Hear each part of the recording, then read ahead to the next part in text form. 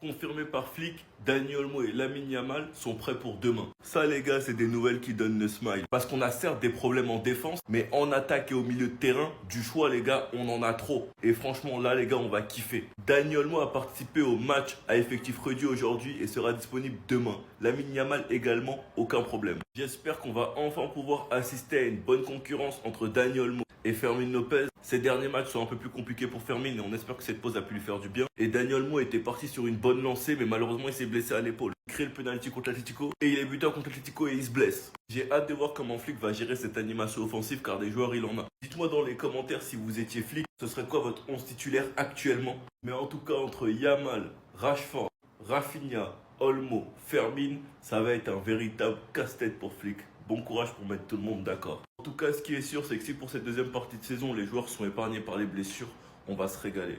Sinon, vous les gars, vous en pensez quoi? Ramenez-vous sur Snap Insta, on s'ennuie. J'ai oublié, je vais insister. S'il te plaît, Deco. Ramène-nous Cancelo et tout le monde sera d'accord. Attendez.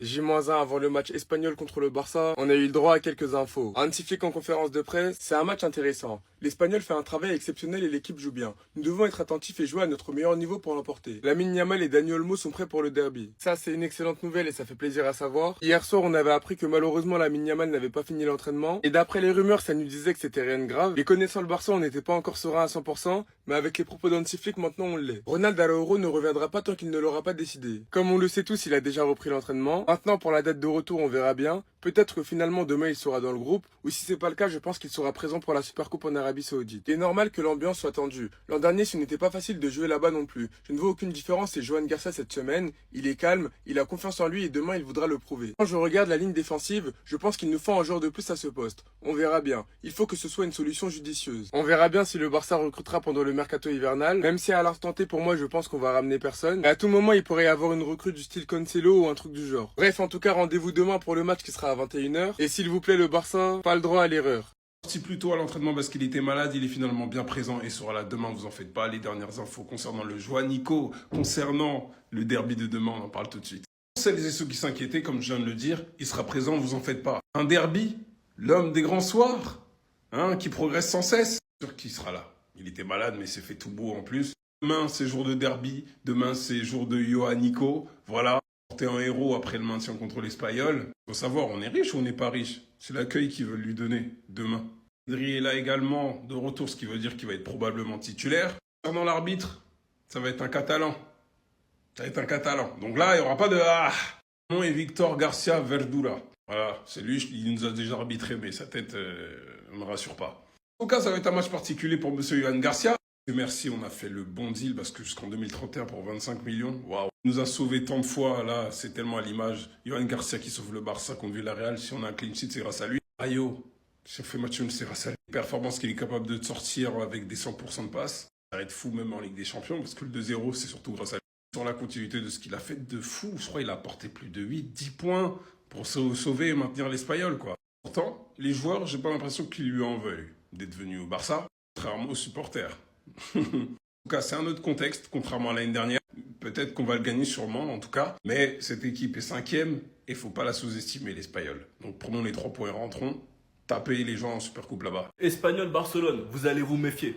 Vous allez vous méfier. Là, vous commencez à nous faire sentir l'odeur du sang bêtement. Vous donnez une surmotivation à des joueurs bêtement. Nous savons tous que Garcia a été votre héros. Il est passé d'Espagnol-Barcelone au Barça. Il a juste rejoint les champions de son championnat. Faut être réaliste. Et j'ai vu qu'il y a une grosse haine maintenant envers Garcia. L'Espagnol placera des filets dans les tribunes derrière les buts pour empêcher les supporters de lancer des objets sur Garcia. L'Espagnol souhaite éviter une éventuelle sanction si cela se produit. Voici les fameux filets. Les gars, ça va être un match chaud, faut pas croire. Enfin, chaud sous tension, quoi. S'il vous plaît, ne nous fâchez pas trop. Je vous laisse voir à quel point votre coach il avait peur lorsque Flick terrorisait la Liga en mettant minimum 4 buts à tout le monde. Regardez Miskin comment il boude. Espagnol Barcelone, si je vous montre cette image où Lamine Yamal tire la langue, ça vous dit rien? Parce que moi j'ai une très bonne mémoire. Bah, c'est l'énorme lucarne que vous avez mangé de la part de Lamine Yamal et dans vos cages c'était votre meilleur gardien. Qui est maintenant notre gardien. Et je vous mens pas qu'il est trop fort. Et que franchement au prix auquel on l'a payé, c'est un braquage. Donc merci pour tout.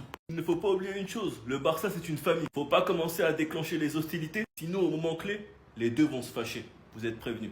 Donc vous les gars, vous en pensez quoi? Ramenez-vous sur cette personne tournée. Les gars, est-ce qu'on se ferait pas une actu Barça rapide avant de dormir? On va se la faire. Les gars, on va commencer par l'agenda du mois de janvier. C'est normal. On joue le derby contre l'Espagnol. Il faudra soutenir Johan Garcia. Ensuite, demi-finale de Coupe du Roi contre l'Athletic. Ça va être chaud. Finale, on veut revoir des danses des Ike Fouet. On joue la Sociedad. À domicile, ça va être difficile. Slavia Prague, c'est prenable en Ligue des Champions, il faudra prendre 3 points. Oviedo, c'est prenable aussi. Et on termine par Copenhague. Il faudra aussi aller prendre les 3 points. Les gars, comment vous sentez ce mois de janvier? Pour information aussi importante de garder en tête, Hansi Flick, il compte énormément sur Bernal pour la deuxième partie de saison. Hansi Flick, il compte énormément sur Rooney Bargi et il hésite même à le faire changer de poste pour le faire jouer milieu offensif durant la deuxième partie de saison.